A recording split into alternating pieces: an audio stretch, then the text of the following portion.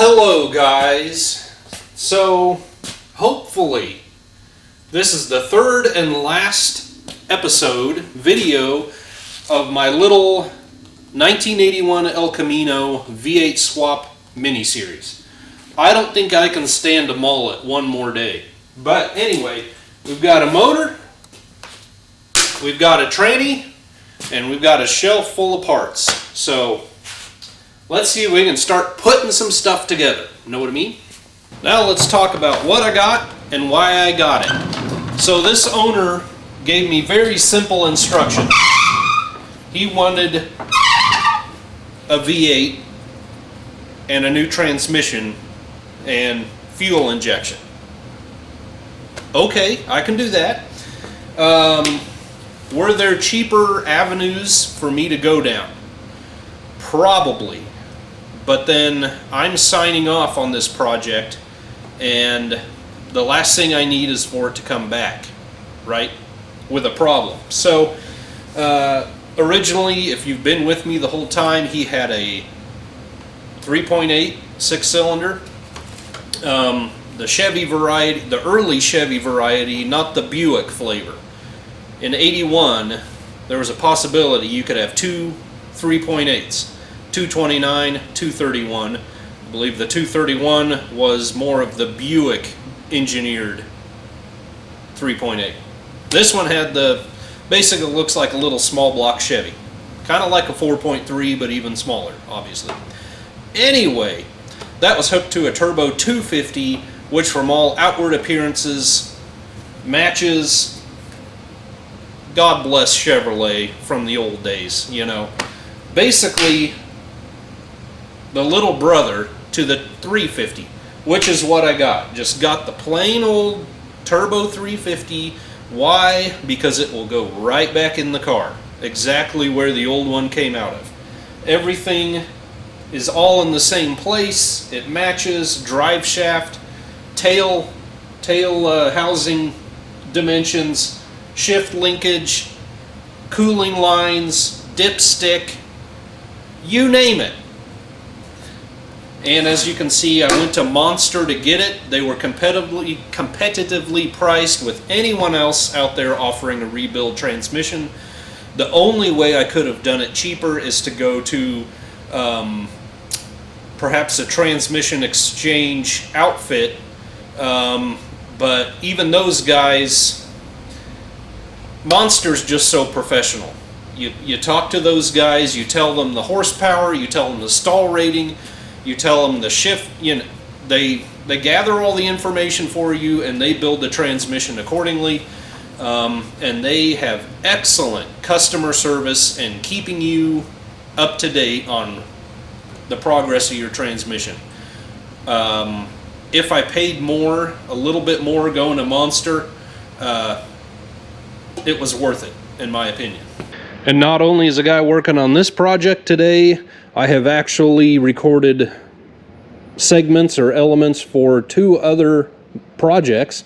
Obviously, judging by the huge mess going on here, I've been tearing apart the torque tube and rear end for the 48 Fleetmaster. Of course, I'm taking you along every step of the way. If you guys think you're interested in that, check that out. And if we peek into the paint booth here, you can see we've got some 71 Chevy custom camper pickup parts. That was a lot of P's going on in there. So there's always something else going on the channel. Check them out. So one thing I really neglected to talk to the salesman at Monster about was the tail housing. They just sent me the digital readout style, you know, but luckily there again, the mad genius that Chevrolet used to be, we just take the old one off the turbo 250 and we slap her on. Of course, I need my speedometer drive gear, so we're just gonna slap that on. This little clip just acts like a keyway. Maybe a little tap with a hammer, ever so slightly.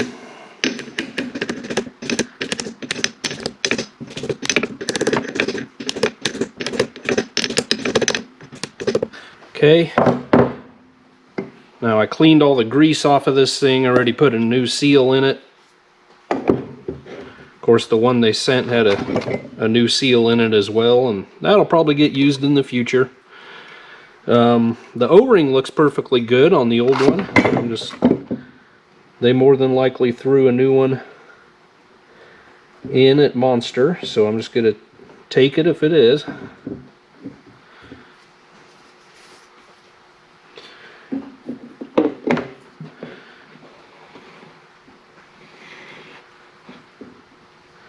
And that should be that. Cinch this back down, and I think we're ready to hook her up to the engine. And then I'm being honest with you guys, I haven't even really, I mean, I know what I ordered, but I haven't even opened this up yet, as you can see. Come on! Come on! Yeah!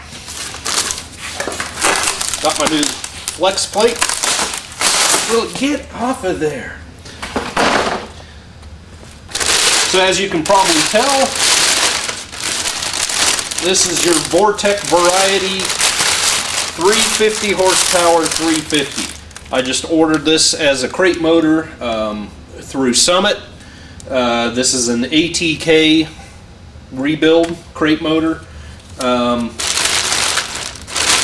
Basically, why I went this route is, once again, I had no block, I had no starting point. I mean, yeah, I could have dug through my personal stuff or gotten on eBay or, you know, tried to dig up a 350 block and start from scratch. But I would have then needed to proceed to get everything. You know, I had no water pump, I had no intake, I had no valve covers, no distributor, no oil pan, no harmonic balancer, nothing, right? This was probably a little bit cheaper of a way to get everything I needed all in one package. Now, you could have even taken it a step further and perhaps gotten a serpentine belt and accessory drive kit installed. They offer that as well. But I decided this was gonna be good enough. Everything off of that 3.8 should actually bolt right up to this. So like I said, Vortec, obviously, the later 350 generation. What else? 350 horsepower. I actually started to get a little bit more concerned because we're putting this in an El Camino, for crying out loud. And for those of you who have ever been in an El Camino, the horsepower getting put down into the pavement doesn't happen too easily. You know, you burn more tires than anything. But I don't know what else to do, you know. I guess I could have rebuilt like a 305 for it or something, a just stock 305, but anyway, this just moved, doing it this way just moved the product along, or the project along, a whole lot quicker. So I guess we'll get her unwrapped, pull it out of there, and hook it to the tranny. And again, why the old school? Why the small block? Just same reason, really. The owner had no preconceived ideas of what he wanted. You know, certainly it's far more popular these days to put an LS engine in something like this. But honestly, these are great motors. They have totally proven themselves throughout the years. And one of the bigger factors for me, just like the transmission, it is going to slide right into that El Camino, I hope, and bolt right in, stock everything, you know. Should have very few issues.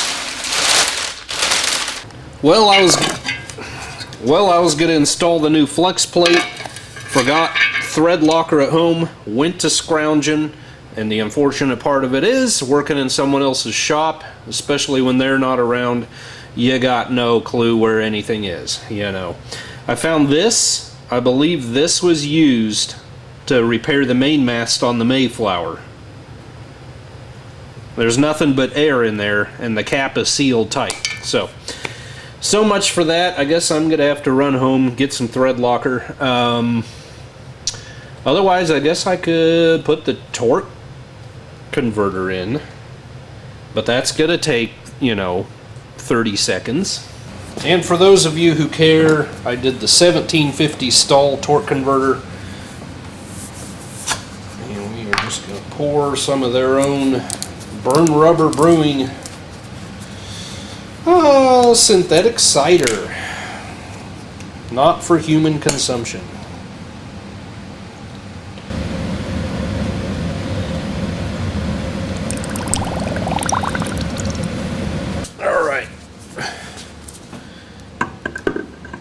Now we're just going to feel it and gauge the teeth,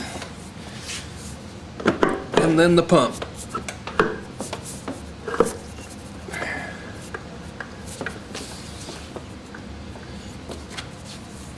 And that's it.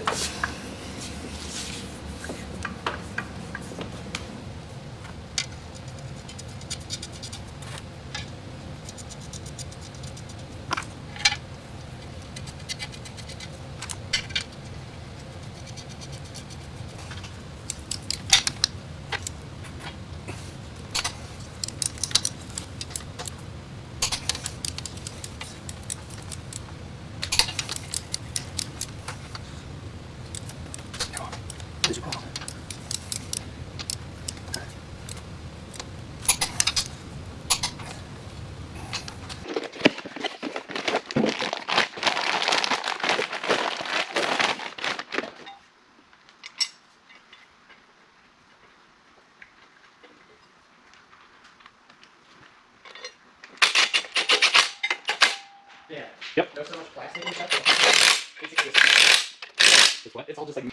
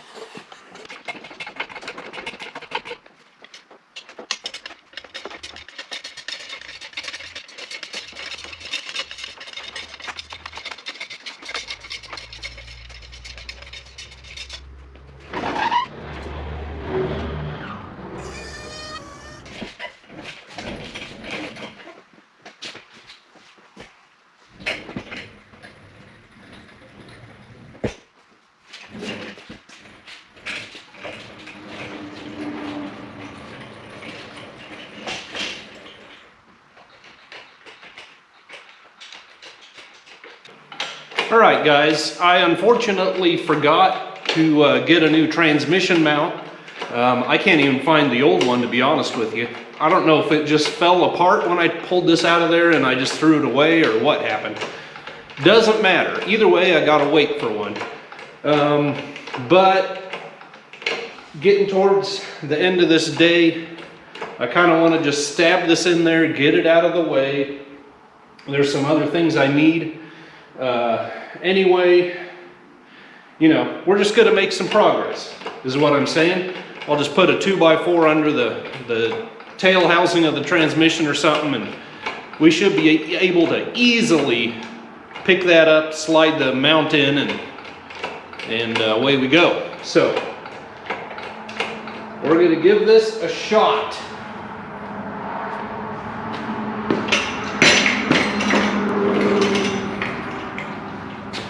We just don't want to break the hood ornament.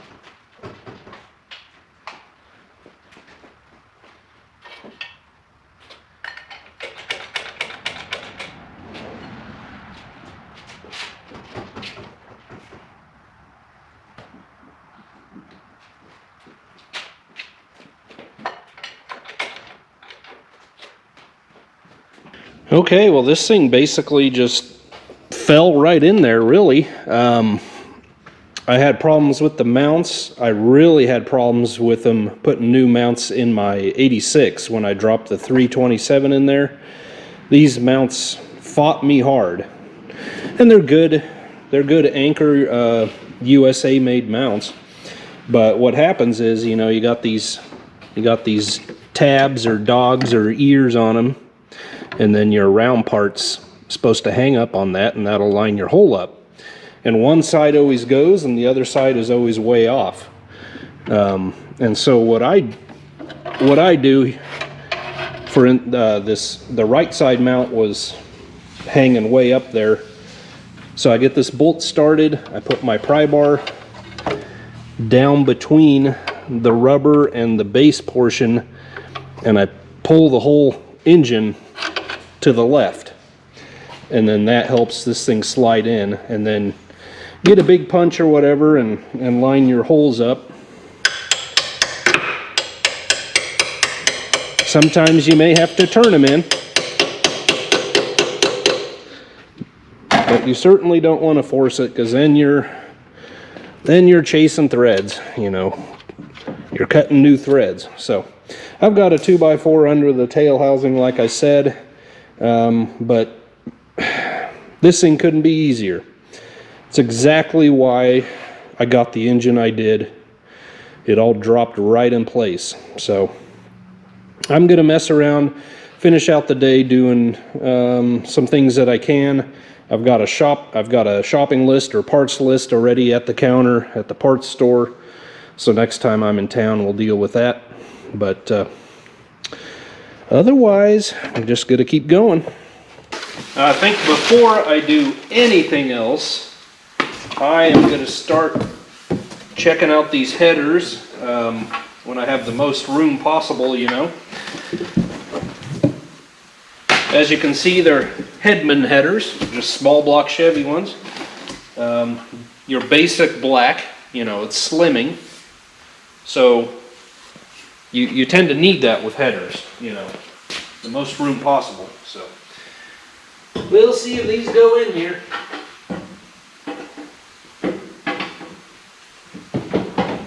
Looks like that one's going to work. Summit's search engine, or whatever you want to call it, their vehicle filter just assured me they would go right in there. Well, if the right side is any indication, this ought to go without a hitch. Of course, we got the steering shaft on this side. I don't think I mentioned it. I bought the kit that came with all the hardware, so I got gaskets, all the bolts for both the heads and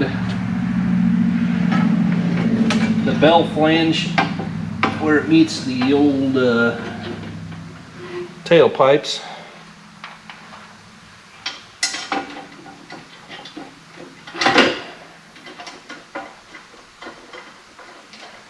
Well, today I've been here for a couple hours already.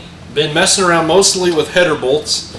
You know, it's always a trade-off. Do I want the room putting the engine in without the headers, or do I want to monkey around with the headers when there's no room, you know? Really, the biggest problem is the rearmost bolt, and that's when these little tiny wrenches come in handy. You know, Craftsman used to sell a pouch of these little electrical contact type wrenches and things. This is a 3/8, and that's really the only thing that fits in between the header and the firewall. And then you got to try to sneak an actual wrench back there and get it snugged down. That's why I personally, dealing with small block Chevys, I love the ram horn manifolds. I'm just not really a header guy. Some guys, that's all they put on, you know. But servicing the spark plugs and getting them attached is so much easier with regular manifolds. But you know, whatever. I've got my two coolant temp sensors in there. One for the gauge, one for the EFI. Water heater hose barbs are in. Thermostat and housing is in. I think I'm going to go ahead, set my base timing at the balancer here, and drop the distributor in, so that's done. And then I'm going to start in on the cooling. I think I want to get that radiator in, make sure my shroud and my fan and everything there is going to work. So let's get busy on that.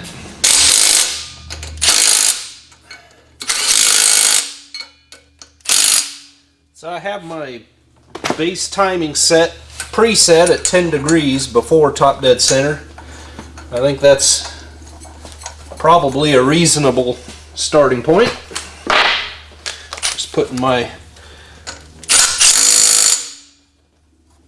pulleys back on the front end of the crank here. Everything so far is going like it should. Throw my water pump pulley on, see if everything matches, everything lines up, so we're good there. I might as well get the bolts there, put that on. And I guess I got a little distracted, so then we'll move to the distributor. Now I love making things as easy as possible on myself. So I marked everything on this distributor. You know, I marked the intake to the base with Sharpie. I marked where the rotor starts before it engages the cam. I marked number 1 where it should end up and number 1 on the cap. And you got no guesswork, you know. Fiddling around with this stuff can just get a little ridiculous. So I'm going to put the clamp on here and we'll move on to the cooling. Now I just want to check I'm headed in the right direction with this radiator. That one will go there, that one will go there. Okay. I ordered, just for my regular parts store, I had them order in a V8 radiator and then they had a heavy duty option. So I went ahead and got that. These Vortex, they do not cool as well as the old school small block Chevys did. So you got to be sure to do all you can for them. So I'm going to move my rubber mounts to the outside position down on the bottom.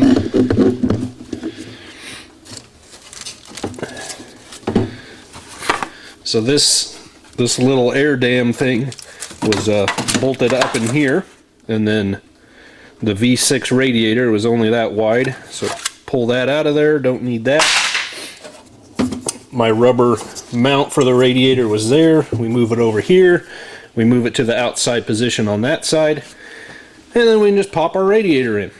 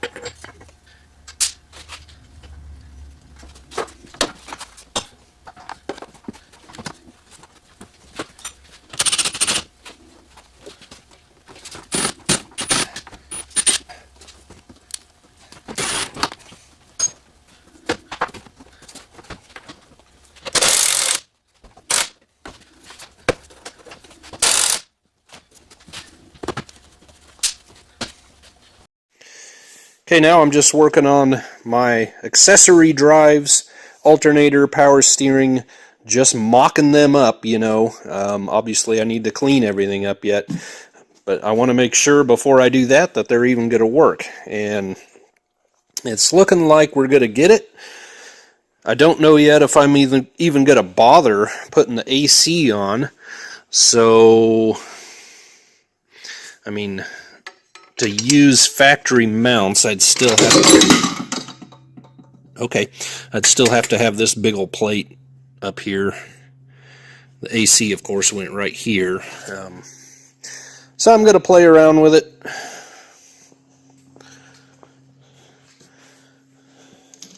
And it's just a big old dirty compressor. It'd be really cool if he could get a vintage air outfit for this. Don't even know if they offer that for 81 El Camino, but that would be cool. I'll show you these real quick.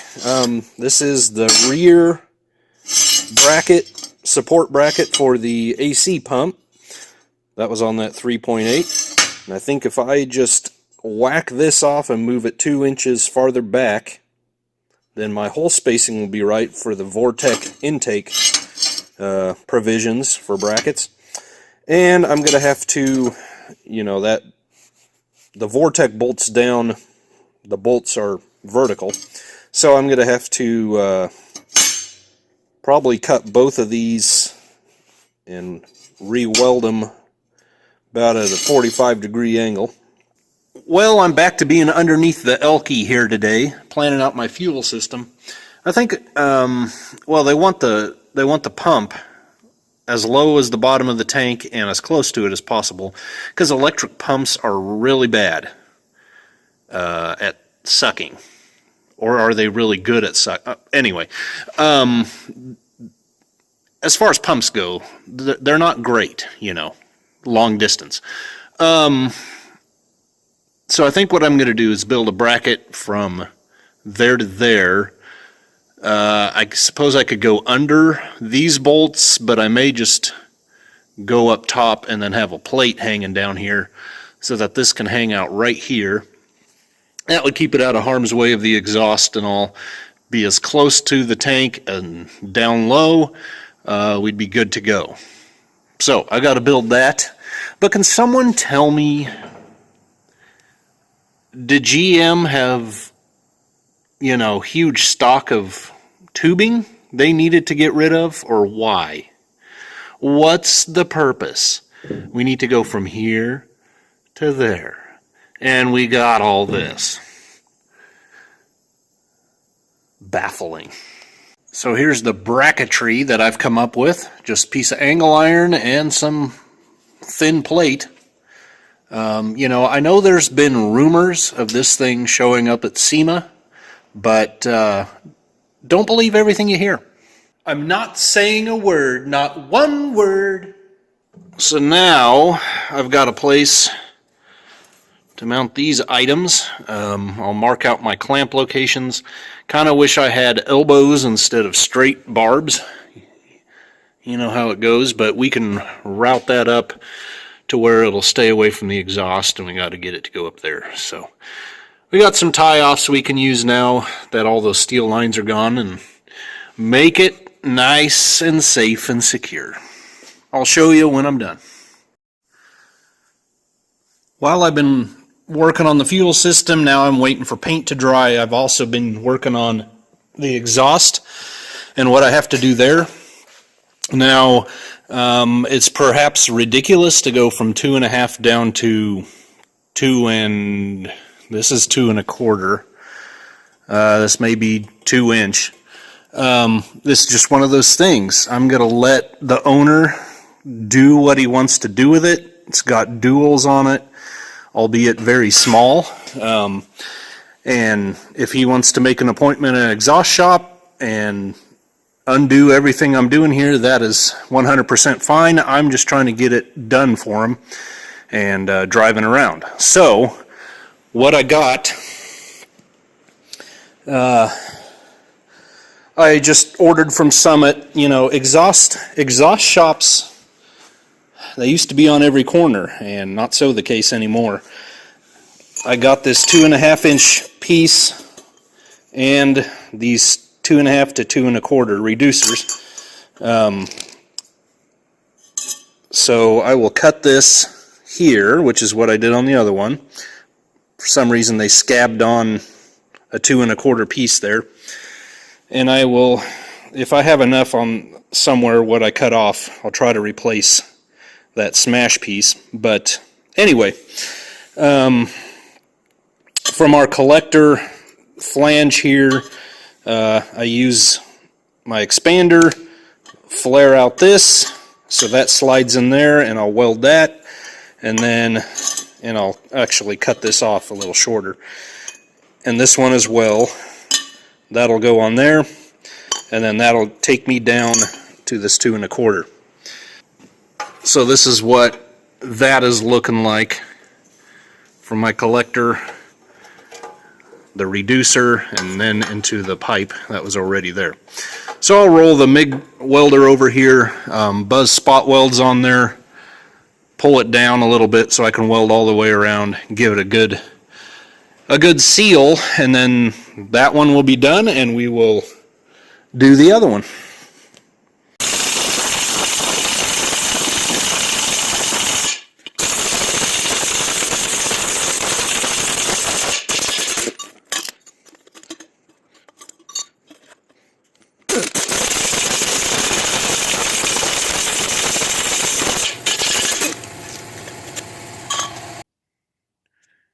Just to show you what the AC is looking like and my brackets I've had to modify, it's looking like it's going to work. Now I had to raise this, since these are the bolts are on a vertical plane, not on a angular one like they used to be. Everything had to change here, and that meant this hit the valve cover bracket, so I had to put little standoffs, little bushings under the bolts there to raise this up. And that also means that I'm 1 7/8 inches too high to meet my slot down there. So I'm going to have to come in. There's got to be an angle grinder around this shop somewhere, because I see discs laying around. But before I take everything off, I want to cut here, bend it down, so I get a bolt through, and then I know where to re-weld and reinforce once again. So I'll do that. There's also another bracket that went on the old exhaust manifold down here and held this up. I'm probably just going to have to run it without, because of my headers. This should be enough. If GM overdid anything, it was reinforcing their power steering pumps and their AC brackets. But it's probably also why you never had problems with them. So I'll give you a quick view of where we're at underneath. I think I'm about done. No doubt I will have to raise and lower it many times yet for little bitty things. But we're mostly there. Got the return line for the power steering on. I don't know if I bother showing you the pressure, any of that. That's all hooked up. Transmission cooler lines hooked up. Exhaust on. I showed that more in detail to the members of the channel. Putting that all up. O2 sensors up there. Starters in. Wiring down here. I put some heat shield on all the wires going directly below the header there. Oil filters in, transmission linkage hooked up, speedometer cable hooked up, transmission mount hooked up, modulator vacuum line hooked up down here, not up top yet. And then we go back here to our fuel pump. I went ahead, we're so close with exhaust here, I put, what do they call this, thermoshield or whatever, this heat shielding stuff on all fuel lines back here. My electrical cable is just that. It's a 3-wire cable, so it's double insulated. So that will work. That is what everything is looking like that I have anything to do with. My clamps are all done. That's all the heavy-duty fuel line from Holley that they give you. I am only using it where rubber was from the factory, in addition to things like this. I'm not putting that steel mess back in. I just think that would be silly. But I am using the factory steel lines. They should be in good shape. They should certainly hold 60 psi. So I personally see no problems with that. So now I am going to lower it, continue wiring, hopefully get pretty far on that today. And now top side here. I know it's hard to sort things out in your brain of what things should look like when you're not the one working on them. But typical 70s, 80s car fashion, you know, they always ran the wiring harness right over the engine, typically clipped to the little tabs on the valve cover.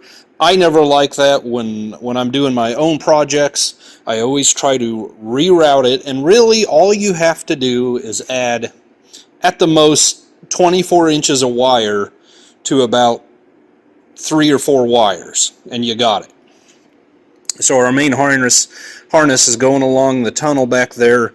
I clipped it up, put heat shield on. I don't know if you can see the heat shield back there. Got a rubber line clip around it, hanging to the firewall. Then it's coming along the inner fender here. I've got a clip there, and it's coming here. See, typically it would have just been straight along the engine. I've got it paralleling the AC line. This is where it ends for the, it separates for the alternator, and then you got 2 wires that keep going to the AC. So that ought to be fine. Then my battery and my fuel line, fuel supply, are coming down here. That all needs to be clipped down a little bit better yet. Just get them as much away from the header as I can. Putting that heat shield on where I can. So that's what that's looking like. Then my power, this is my fuel pump wires. I've got one connected here, and this is the relay and the fuse for the Holly. I've got those attached to the inner fender up there, or actually, I guess that's just the fender. Still got to cut and do ground, but everything is soldered, heat shrunk, and then loomed. And then if I think it needs it, it gets the heat shield. So we should be pretty good, you know. I think my fuel inlet I will put here. I need to figure out how I'm going to route that yet.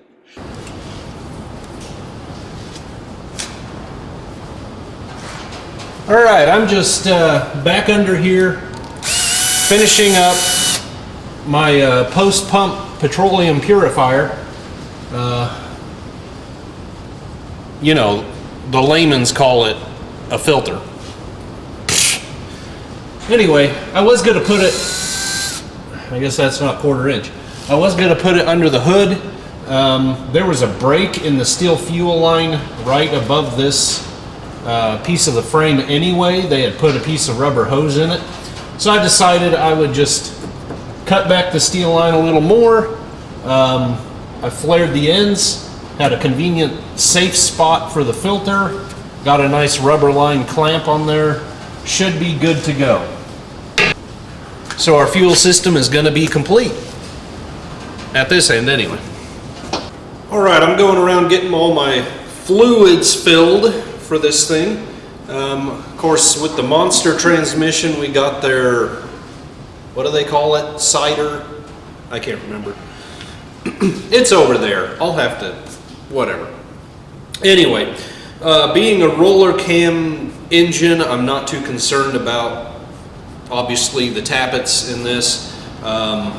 We don't need to run it 2,000 RPM to break it in. I'll probably just do it old school, get it out on the blacktop, do some pretty good accelerations, you know, drive it at different speeds, tell them to drive it 55 for 500 miles, the old adages, you know. Just putting 1030 in it. I am putting an engine oil braking additive in it, it makes me feel better, okay? That's the reason.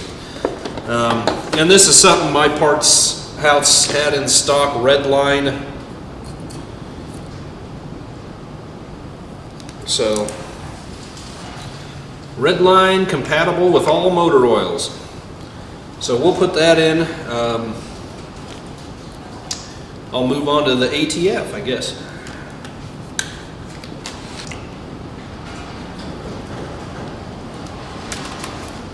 We'll get this in there, and then maybe a little more water. That's bubbled down, and we'll try it.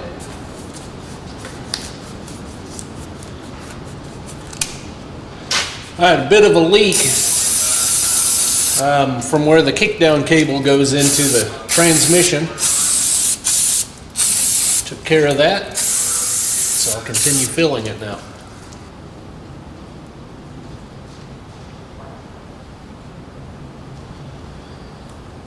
Okay, I've gone through the wizard. Everything is set up.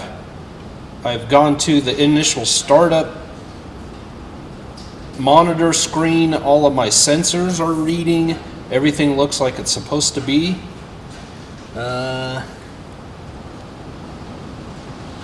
Oil gauge is there. Fuel has pressured up. We heard that run. At least I did.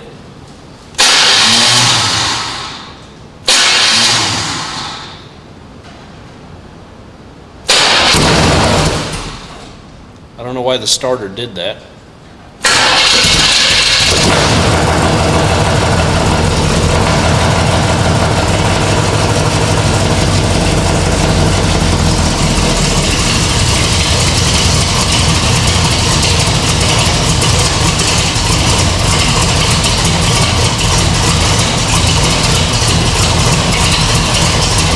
Got about 40 pounds of oil.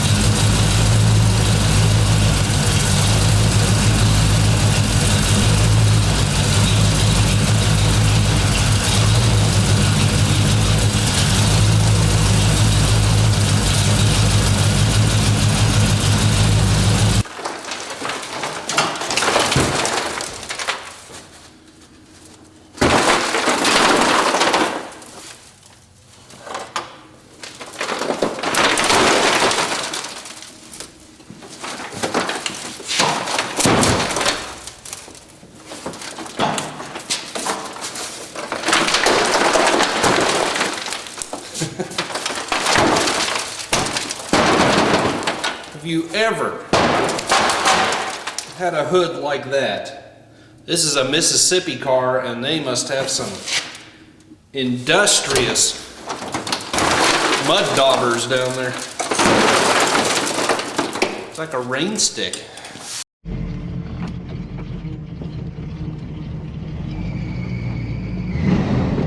Holy cow. Oh man, the stinking belts. Yeah, like I said, so we got grandparents that like to give grandkids rides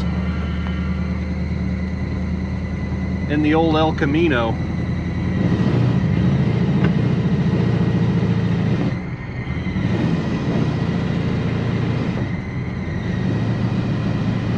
I've got to get home. Actually, I got to turn around and go home. I don't have that vacuum advance hooked up.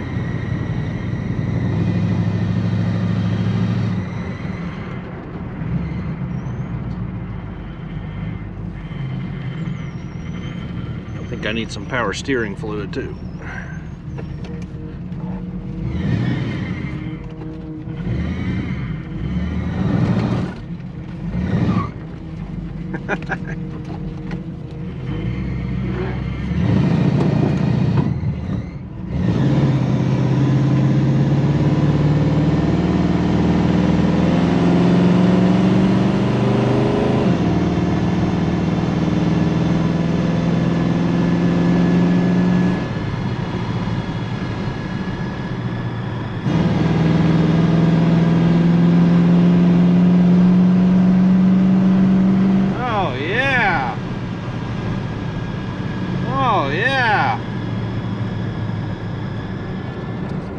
me down now.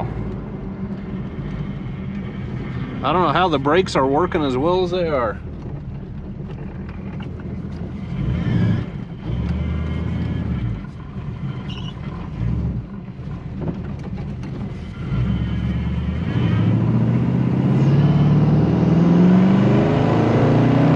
Holy cow, we got rubber in second gear. Woo! This thing is gonna be a blast.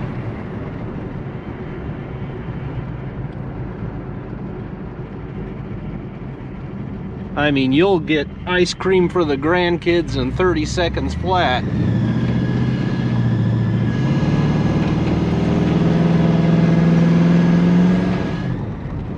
Good night.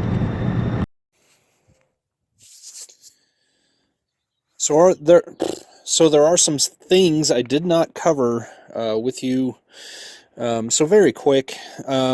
Holley Sniper EFI, I don't know if I really even showed it to you. I've got a plastic spacer in there because I am using one of these high fuel inlet ports. The one they intend, sort of, their number one option is lower down. I never really explained it to you guys. I went with Holley. It is the more expensive option. There are FI Techs, there are Summit makes their own brand, probably others do as well. And, you know, I think they're probably all pretty similar as far as reliability. I went with Holley thinking long term it's probably the one that parts are going to be available and tech support is going to be available.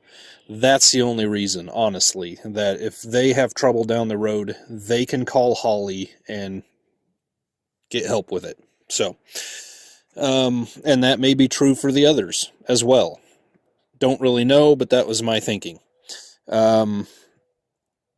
This battery, I had to replace the battery.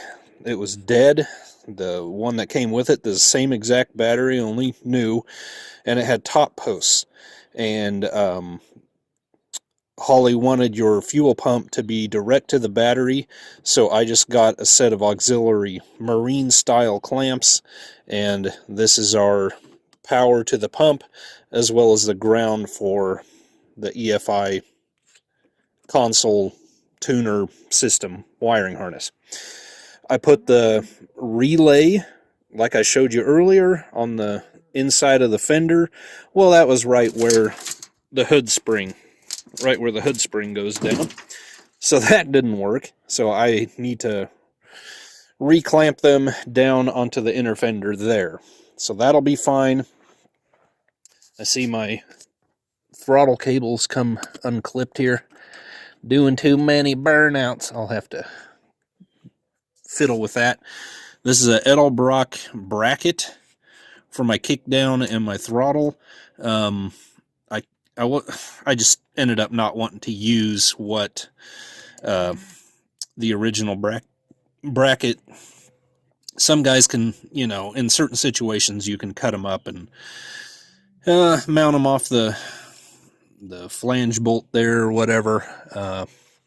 But I just ended up going this way, and this one is made specifically for Vortec. They also make this style, and it's very adjustable.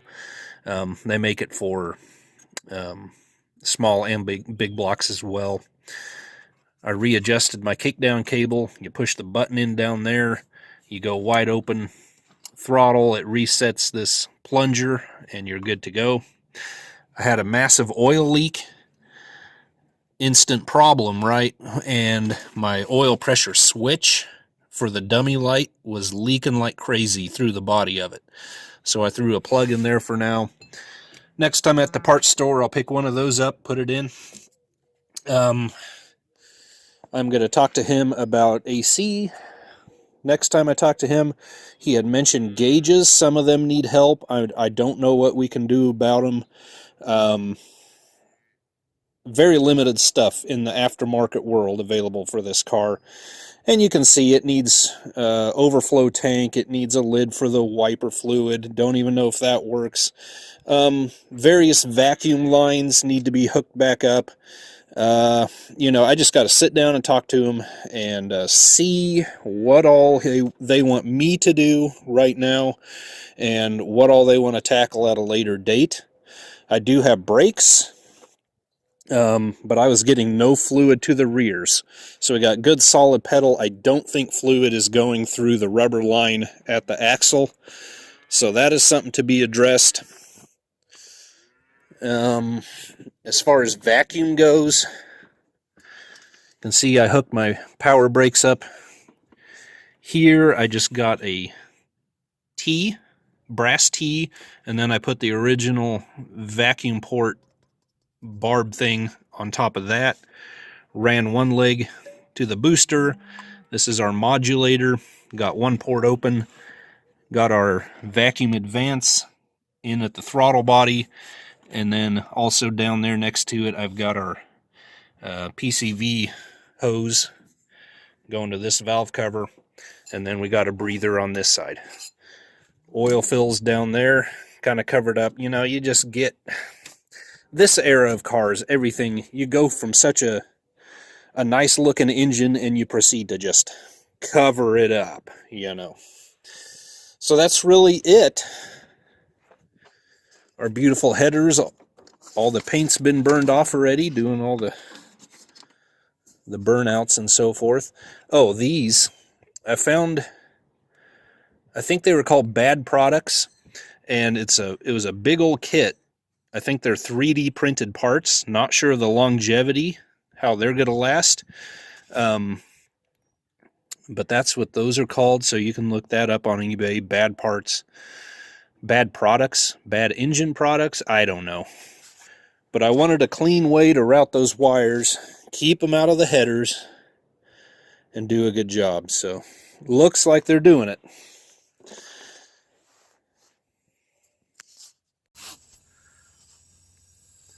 So I was definitely having some fuel issues. Pump was being very loud, which to the point of being obnoxious. So I didn't think that was quite right. And I could get it to run and we were getting good performance out of it. But anytime it got warm and I shut it off, it would not want to restart. Started looking into my return line and she is absolutely plugged up in the tank. I just inflate this thing like the Hindenburg. So I'm going to pop that loose and see what I find on the inside.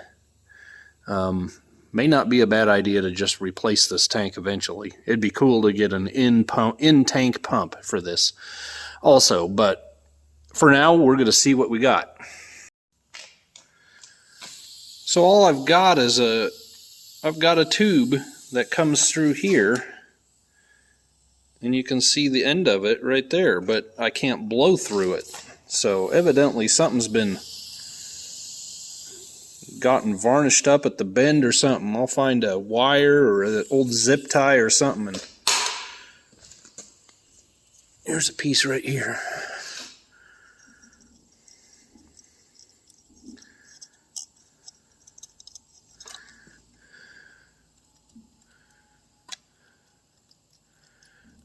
Yeah, there's something in there I'm going to have to work through. Huh. Yeah, I was getting a whole bunch of chunky crud out of there with the zip tie. And now I'm starting to get some spray through it. So I'll try the air again, put her back together, and maybe this thing will keep running for us.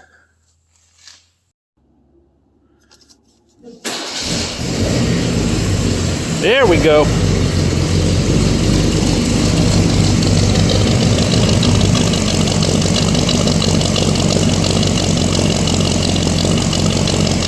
Cold today, that's why you see the condensation.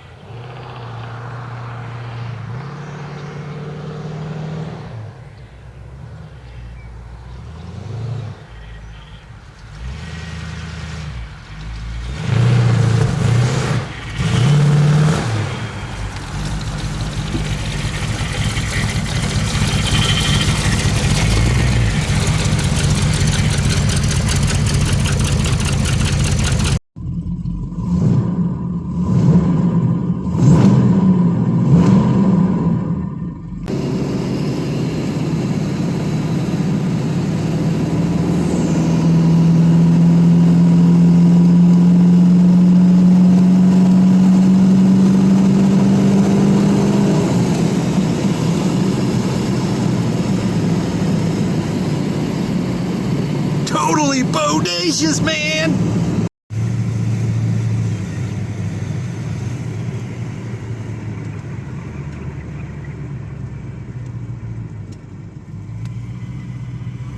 I just can't believe these brakes. They are so good for being so bad. They put good front brakes on these things, I guess. Our fuel gauge, well, the needle's broken off, but it's at, you know, pointing due west, which is no help at all. And our voltmeter, yeah, she's not reading any. I know it's charging, I checked that under the hood. Temp is good, holding steady at 200.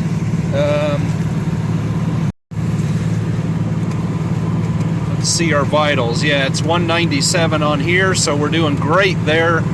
And whatever you read that oil pressure to be, you know, 40 to 50. So I'd say we are doing pretty good. We got the speedometer bounce, just worn out old gauges, you know, but we'll see what he wants to do about that, if we can do anything about it.